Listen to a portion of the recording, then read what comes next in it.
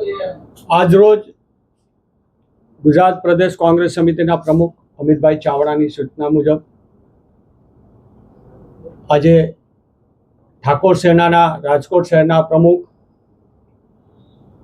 અને એક ઓબીસી આગેવાન કે પ્રજાની વચ્ચે રહી સમૂહ લગ્નથી લઈ દર વર્ષે દીકરીઓને પરણાવવા સહિત અને કોળી સમાજના આગેવાન હાલના વોર્ડ નંબર 4ના કોર્પોરેટર કંકુબેન ઉદરેજાના દેહ રણછોડભાઈ ઉદરેજા અને તેમના સાથી મિત્રો સાથે આજે કોંગ્રેસમાં પ્રવેશ લઈ રહ્યા છે અને આજે એમને પ્રવેશ દેવામાં આવ્યો છે.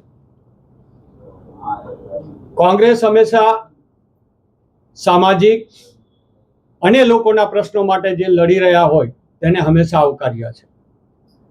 ત્યારે ગુજરાત પ્રદેશ કોંગ્રેસ વતી રણછોડભાઈને અને તેઓના તમામ મિત્રોને કોંગ્રેસમાં હું આજે એમનું સ્વાગત કરું છું અને તેઓની જે સામાજિક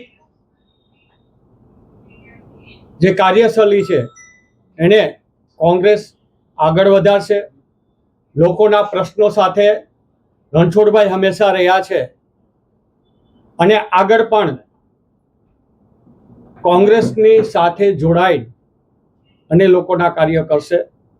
તે હેતુસર આજે ફરીથી હું કોંગ્રેસ વતી તેઓનું સ્વાગત કરું છું.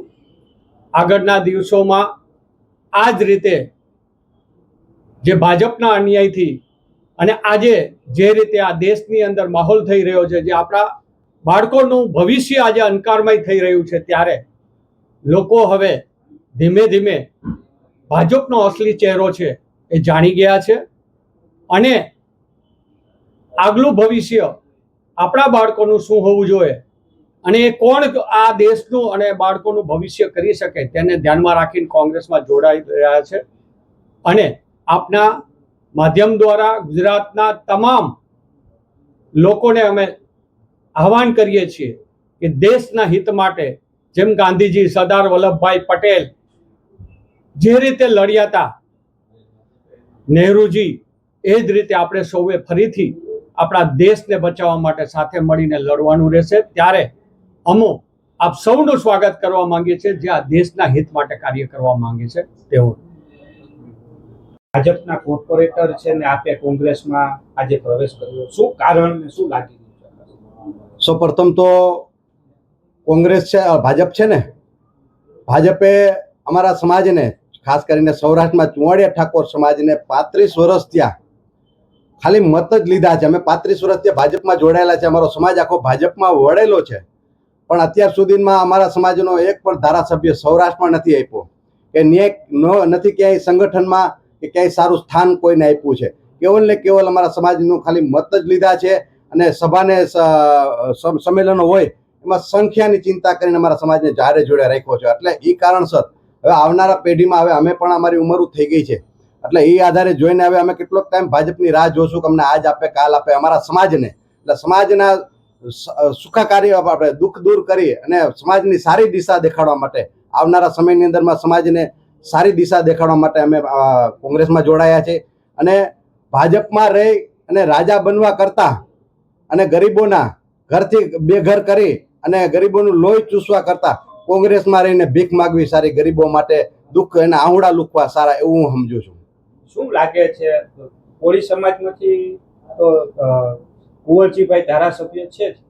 સાહેબ, સમાજની વસ્તી ગણતરી પ્રમાણમાં જાતિ આધારિત જનગણના પ્રમાણમાં સૌને પ્રભુત્વ મળવું, જેમ સૌરાષ્ટ્રમાં એમાં અમારી પેટા જ્ઞાતિ હોય છે, ચુવાડિયા, તળપદા, ઘેડિયા, એવી રીતે પેટા જ્ઞાતિ હોય છે. એમાં હરેક સમાજની હરોળમાં અમારો સમાજ જ છે ચુવાડિયા, પણ ચુવાડિયા સમાજને સૌરાષ્ટ્રમાં એક ટિકિટ આપવામાં નથી આવી, નથી કે પદ કે હોદ્દા કોઈ વસ્તુ આપવામાં નથી આવી.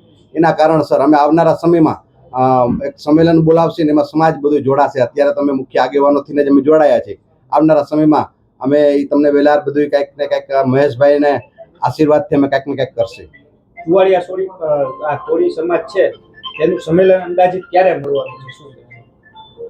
એ કહેશું તમને, જે કાંઈ ઉપરથી સૂચના મળે ને કેવી રીતે કાર્ય ઓલા થશે એવી રીતે કંઈક ને કંઈક ગોઠવણી કરશે અમે. શું લાગે છે તમારા ભાભી ઓલરેડી કોર્પોરેટર છે ભાજપમાં, ભાજપમાં આપ પણ કામ કર્યું છે, શું કેવી સ્થિતિ છે ભાજપની? ભાજપની સ્થિતિ તો અત્યારે એવું છે કે જે તે સમયે વિજયભાઈ રૂપાણી તો ગુજરી ગયા, એટલે ક્યાંક ને ક્યાંક જૂથવાદો ને પેનલો હોય કે આના જૂથનો માણસ છે કે આના જૂથનો માણસ છે, એટલે ક્યાંક ને ક્યાંક જે કઈ છે એ ક્યાંક ને ક્યાંક અમે કોકને રામ રામ કરવાથી ક્યાંક ને ક્યાંક કપાઈ ગયા હોય, તો એ કારણસર અમે આજે 10 વર્ષ ત્યાં નિષ્ક્રિય હોય છે હોતું, અને એમાંથી ક્યાંક ને ક્યાંક થાય છે એવું કે ચૂંટણીઓ આવે ત્યારે આગેવાનોને યાદ કરવામાં આવે છે, બાકી તો કોઈ વસ્તુ જે હાલે છે એ હાલે છે. સમાજ કાયમી ધોરણે શોષિત છે. અમારા સમાજને ભાજપથી સરકારનો એક પણ લાભ મળ્યો નથી, એટલે આવનારા સમયમાં સમાજ માટે પણ અમે ચિંતા કરીએ છીએ અને ગરીબ સમાજ માટે અમે ચિંતા કરીએ છીએ.